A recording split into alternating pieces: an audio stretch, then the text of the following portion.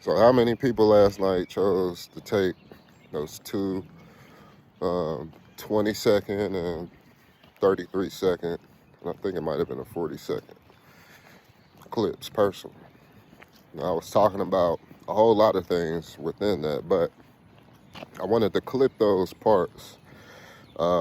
Number one, to see who would take what out of context, and as I've said before, just to prove what I already know to be true. You know, a lot of times people try to project things based on their experiences.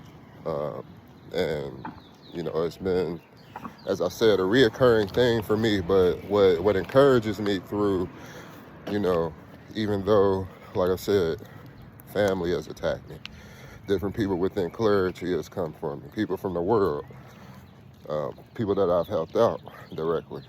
Uh, you got to learn the importance of relationships in that process.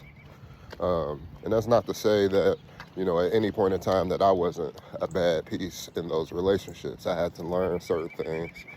Um, you know, like as far as starting off sharing videos online, like I didn't go to, the guy who was actually making the videos and, reassure that it was okay to share. Now, he said share. He said, spread these videos and different things like that. But, I took initiative to do things in the way that I was doing them, which, garnered attacks in the process.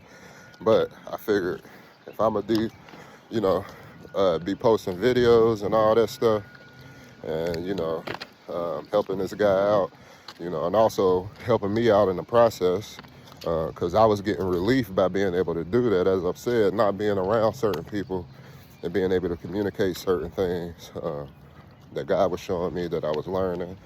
Uh, Sometimes it's more harmful to you to keep those things to yourself, especially when you know different people's lives and, salvation can be at stake. And as I've said, that was my motivation. But one thing I wish I would have done better is communicate with, the person who videos I was sharing. Maybe it would have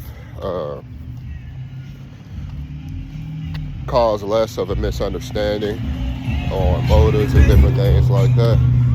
But at the end of the day, I did what I did. I had to learn what I had to learn within the process. And, I'm grateful for that man. In my opinion, it was a symbiotic relationship. He was feeding me, and in the process of doing that, I was, I'm like, I can't keep this food within me. I have to share it. And so end up sharing those things with other people. Uh, he was helping me, I was helping him. And so, that goes into, as I've said, my point on relationships, the importance of them. We need to understand the difference between a symbiotic relationship and a parasitic relationship. In a symbiotic relationship, it could be two different species, but yet both species are getting a benefit from each other's interaction. And so, you get examples of this like with the shark and remora. The remora, it does attach to the shark, but it doesn't harm the shark. And in the process of attaching, it's, then eating dead skin, removing parasites off the shark's body, and different things like that. In the process, providing health benefits for the shark, giving a shark a free groomer that it doesn't necessarily have in the wild on its own. And so, you see, with that relationship, the remora gets food, the remora gets protection because, the shark is the apex predator. And so you see all these different things and ways that these two different species are benefiting each other. And then you have a parasitic relationship. I've seen some interesting forms of this in insects. Now, I know it can happen to animals in different ways, like with an example of rabies, um, where something can get in the animal and it actually can control the animal's mind, based on the infiltration and different things. But the most interesting cases I've seen of this has been in the insect world. And, you know, the most interesting case is like, it's this type of worm that this that a caterpillar would ingest. And when the caterpillar eats the worm then proceeds to make its way up the body and into the mind. Once it attaches to the mind, it then takes that host's mind and free will, and in the process, leaving the host dead. So you got an invasive thing that killed the host just to inhabit the body. The animal who is the host, it's dead. The only reason why it's living is because this outside thing is attached to the brain and illuminating the body, making it resemble, certain movements and characteristics it would have as if it was alive. When you see these type of relationships, you got to understand it ain't no red flag. Like people talk about red flags, it's like when you see where somebody is literally, they are the only benefit out of that relationship. Those are things that you have to, consider. As a man, if I just decided, hey, I'm not about to date nobody on my level. I ain't worried about no girl that's coming up. She may be struggling, this or that. Let me only go after Oprah. Let me only go after rich girls or whatever. Let me only go after older women who are established that can provide for me. That's a parasitic relationship. Number one, a man should provide, but, a man looking for that out of a woman is a bad look. And so, we have different people as well, women who would, it's okay to, wait on certain things to come to them and not put in the work themselves. Like, if a man had the benefit of waiting on a finished product, a completed product, then nothing would ever be done. God gave us the different strengths and different things that he did to, aid in different things happening down, especially since the curses of Adam. Like we have to put in work in order to receive down here. Before it wasn't like that, but if a man was to sit around and be like, okay, I'm gonna wait on a completed process, that would be a bad look. So it's like, how come, certain people can't humble themselves and be like, well, I'm gonna help this person through this. I'm gonna do this, I'm gonna do that, to make sure we build something together. Because if it's the opposite way around, it's a problem. And so how isn't these ideals about people, equally yoked? In my opinion, I just think people should love who love them. It shouldn't be about all of that. But as I've said, we got different ways in which people handle things, and they think we should go about these things. And so you got, just like within the church, different narratives. Everybody's talking about the bag, this and that. Now, you want to be on your stuff, but success is different to different people. As I've said, it be people that come from nothing and having a good job at a factory, that's good enough for them. And so why try to push, okay, you have to be a business owner in order to be the image of success on a person who now, like before he was working, you know, restaurant jobs or whatever, but now he's actually at a plant where he's a manager now. And people, instead of being like, you know what, he went from glory to glory, they like, no, you have to be a business owner. Like, what? Like, it's amazing the standards we give each other. Like, what if I say every woman has to look like this? You have to have this body shape.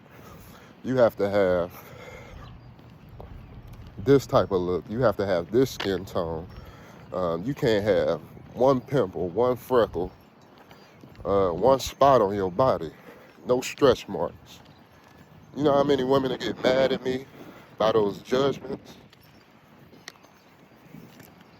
But everybody got preference. Everybody can say those things, but they don't make those things right. On the flip side, a woman, you know, you gotta, whatever the standard may be. I don't know everything women think about, but whatever those standards be, you know, we try to push those things on people and make that thing the image of success, when I think it is actually you're a success when you do what God called you to do. Period. You're a success when you're going from glory to glory, when you fight through your trials, you know, despite, you know, the different things that are going on. When, like I said, man, people say the most about you. People will claim that you're gonna die. People will say the worst about your personality type. Never met you, never had any interactions, and it's based on how another person thinks about you. They don't even have their own thoughts, their own ability to think. It's based on how another person thinks. Like, if people wonder why I say certain things, like talking about people having their own mind, people don't think. People do not think. You can see it within the church. You can see it within the world. People may have an issue with the comment I made the other day about cheating off of somebody's test. Number one,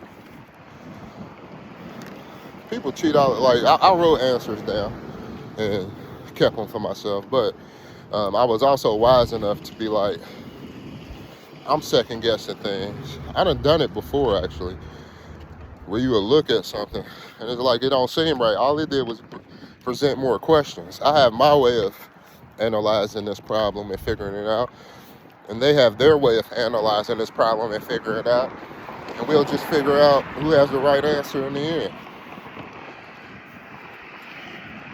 But instead of doing that, sometimes people, oh, what you got? I remember it pissed me off one day when my friend, who was an A student, his grades was better than mine. I was a good student, you know, but I was kind of lazy when it came to homework and different things. That's the reason why he went to, you know, the best school, the best high school. Now, I didn't go to the worst school or anything, but he went to the most prestigious educated high school you can in Cincinnati. And so, you know, even with all of his smartness, his intelligence, he would still come to me with things like with real life questions. He would ask me questions during school, and I'd be like, well, what you want to know from me? And yet, you got people on this internet that claim you don't have no wisdom or no knowledge. People who have been smarter than me or who have done better than me or doing better than me have always noticed me for whatever reason. Whether it be good, whether I'm doing something good or whether I'm doing something bad, I always get noticed. And I had to grow more comfortable with that attention. Like I said, not being a person who is attention seeking, but when you God and you belong to Him, you're gonna be under a microscope. And that's something I had to grow more comfortable with. As I've said, I don't like being the center of attention in any environment. You put me on the stage, I'm gonna be nervous up until I get comfortable. But I'm gonna initially definitely not be nervous because that's not um, a comfortable position for me to be in. As much as I love people and different things, the more people that are around, kind of my senses get alerted a lot more. It's a lot more stuff going on. Now I've learned can't go off of that because you can call something that is not and be wrong. And that's the reason why I let God, like, even though I have certain internal views, I don't let what I feel in my body all the time override what's going on in my mind and my ability to think and process things. The only time I do that is when it involves love interests or relationships. Those are the times that I've dealt with a lot mentally, and things have become hard because now instead of being focused, like, you can problem solve if it comes to other things, but if you used to trying to problem solve when it comes to a relationship, you can't come to a solution. It discourages you, especially as a man. I don't know how women feel about that, about arguing and not coming to a solution. Because I feel like some people, even men, want to keep an argument going. But for me, I just want to come to a solution. And so if a problem get brought up, let's figure out how we can fix it, how we can solve it. Instead of, he said, she said. Even if we do it, let's get back to a point, ground ourselves and be like, all right, we ain't the enemies. Let's figure out how to beat the real problem. That's the type of person you want with you. Peace.